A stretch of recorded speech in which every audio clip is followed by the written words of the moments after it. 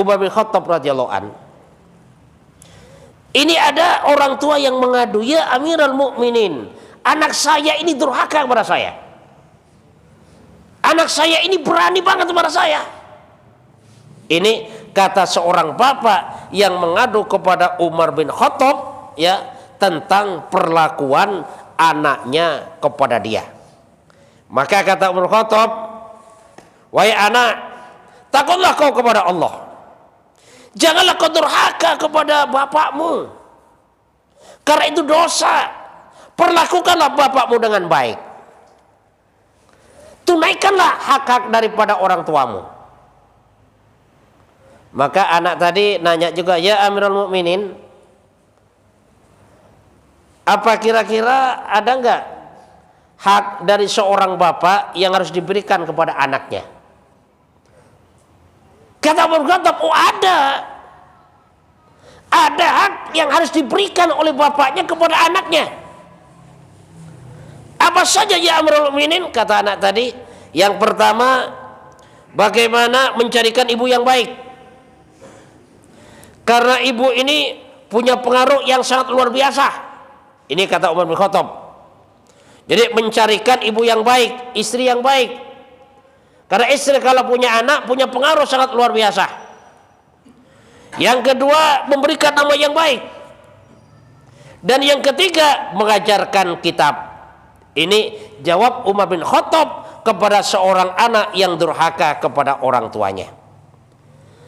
Lalu apa kata anak tadi? Ya Amirul Mukminin, demi Allah, bapak saya ini tidak memberikan kepada saya. Bapak saya ini memberikan ibu kepada saya adalah wanita yang buruk. Di mana ibu saya ini dulu adalah seorang wanita yang dibeli oleh bapak saya hanya harga 4 dirham. Ibu saya bukan orang baik. Nah, karena ibu saya bukan orang baik, ya maka saya pun ketularan daripada sifat-sifat ibu saya.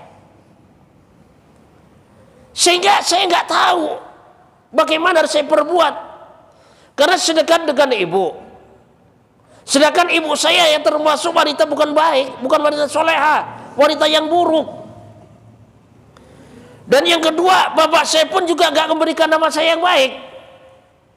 Bahkan nama saya adalah Hufas Kalalawar, Zakaran Hufas. Bapak saya ngasih nama saya adalah kelelawar jantan.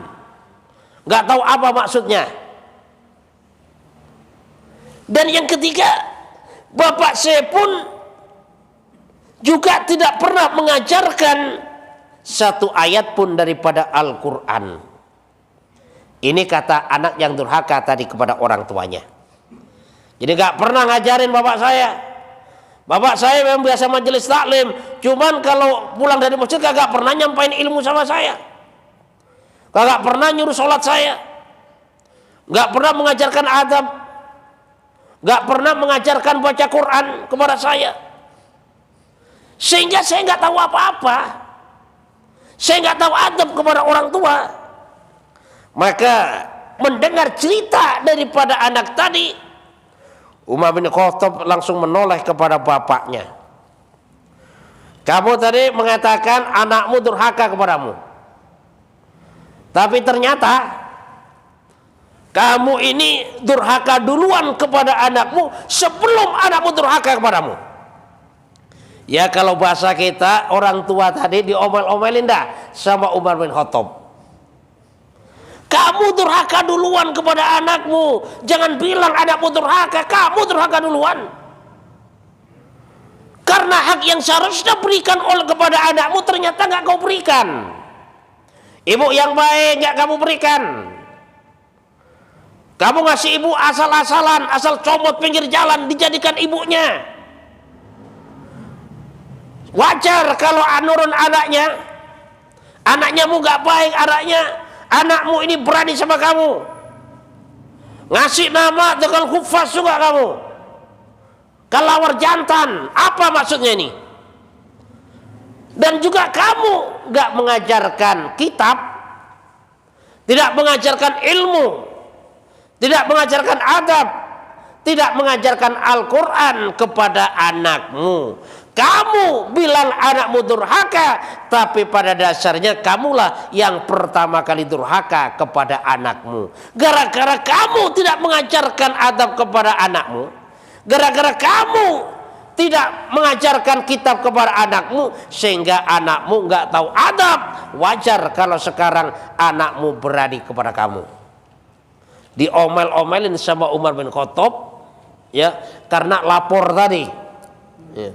Dia lapor anaknya berani. Ditanya sama Umar bin Khattab, anaknya lapor juga anaknya. Makanya jadinya orang tua tadi diomelin oleh Umar bin Khattab. Makanya kita berusaha jangan sampai kita durhaka kepada anak kita, agar supaya anak kita tidak durhaka kepada kita. Dengan cara apa? Anaknya tadi itu kan diajarkan agama, dikenalkan kepada Allah, dikenalkan kepada adab. Bagaimana supaya belajar agama? Gak usah pinter-pinter, Pak. Kalau memang dia nggak mau jadi pengajar, nggak mau jadi ustaz, nggak usah pinter-pinter. Yang penting dasar-dasar agama saja. Dasar-dasar pokok yang memang dikerjakan dalam setiap hari. Ya, termasuk adab-adab sehari-hari harus kita ajarkan.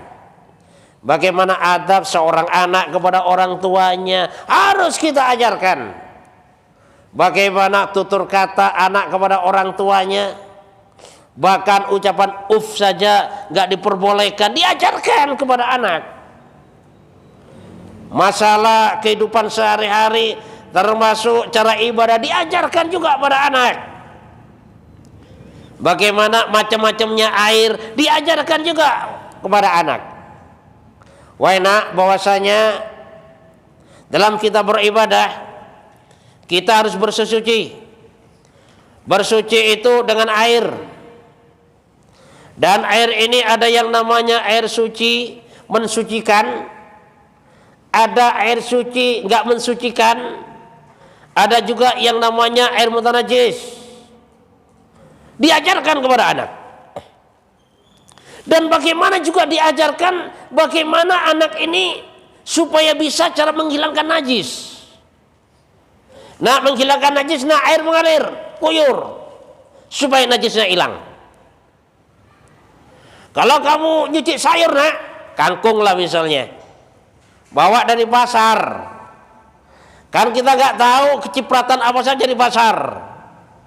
Kamu potong-potong itu kangkung, maka cuci dengan air mengalir. Kenapa?